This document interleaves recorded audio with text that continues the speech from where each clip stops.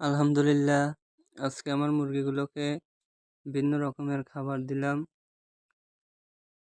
প্রথমে কলা গাছের পাতা কেটে এনে তারপর সেগুলো কুচি কুচি করে কেটে মুরগিগুলোর সামনে উপস্থাপন করার চেষ্টা করলাম, যাতে করে এদের খাবারের কস্টিং কিছুটা হলেও কমানো যায়।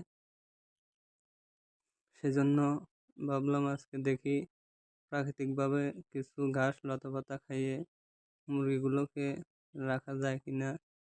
যেহেতু এগুলোকে আবদ্ধ অবস্থায় রাখা হয়েছে ছোটবেলায় থেকে, তাই পরীক্ষামূলকভাবে এগুলো করার চেষ্টা করছি। তো দেখা যাক মুরগিগুলো এসব খাবার খায় কিনা।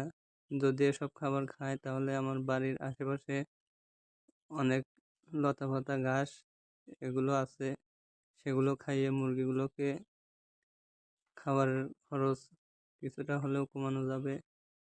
সেই কারণে এই ব্যবস্থা করা।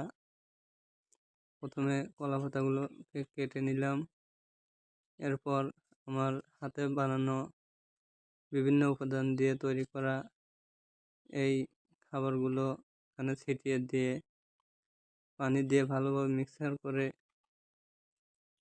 সেগুলোকে মুরগির সামনে উপস্থাপন করার চেষ্টা করছি।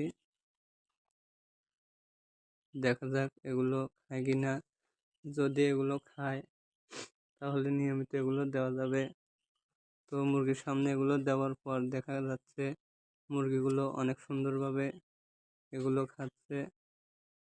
আশা করা যায় এগুলো খাবে।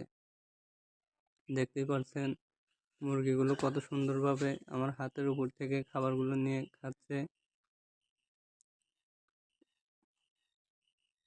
দেশি মুরগি মূলত ঘাস লতাপাতা খেয়ে থাকে, আমিও জানি। এ বলে ভিডিও শেষ করছি। আসসালামু আলাইকুম ওয়া রাহমাতুল্লাহ।